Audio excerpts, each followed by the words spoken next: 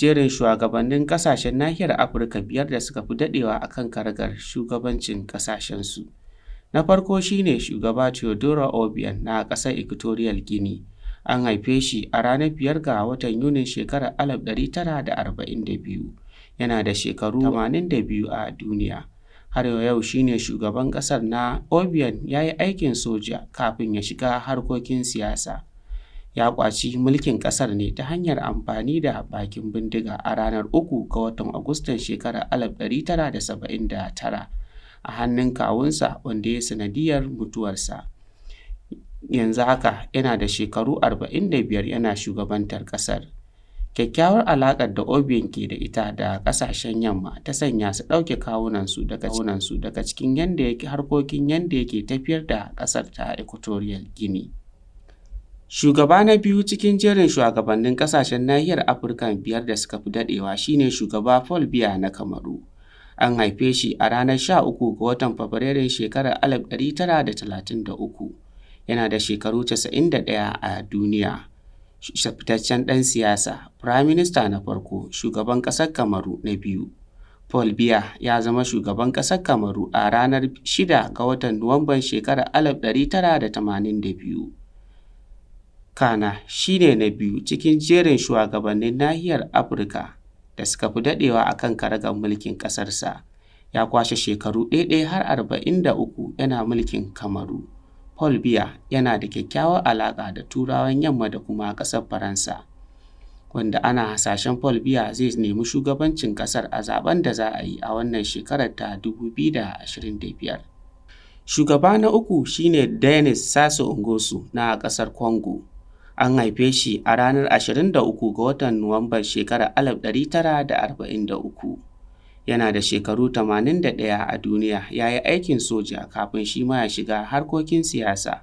Sassou ya samu damar ɗarewa mulkin ƙasar Congo a shekarar 1979. An kuma zaɓe shi a lokuta mabambanta a ƙasar da ke gabashin Afirka. Ya shafa shekaru ɗaiɗai har 40 yana mulkin ƙasar. Shugaba na hudu shine Yoweri Museveni na ƙasar Uganda. An haife shi a ranar 15 ga watan Nuwamban shekarar 1944. Ya taɓa aikin soja kafin ya shiga harkokin siyasa.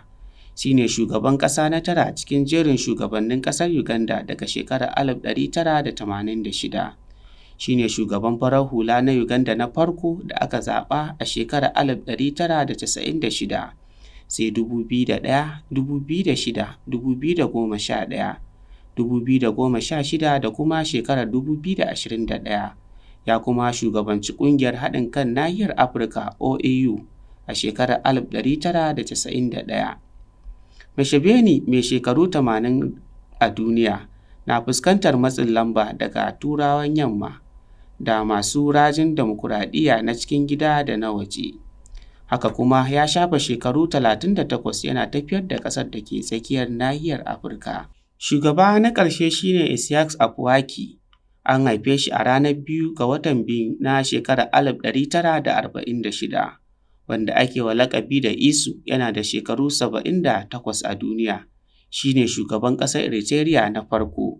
Ya kuma zama shugaban ƙasar ne a ranar 24 ga watan Mayu shekarar 1993. Ya shafe shekaru ɗaiɗai har 31 yana tafiyar da shugabancin ƙasar, amma shi ma bai tsallake matsin lamba ba daga Turawan Yamma masu rajin dimokuraɗiyya da kare haƙƙin ɗan adam na cikin gida da kuma na ƙetare.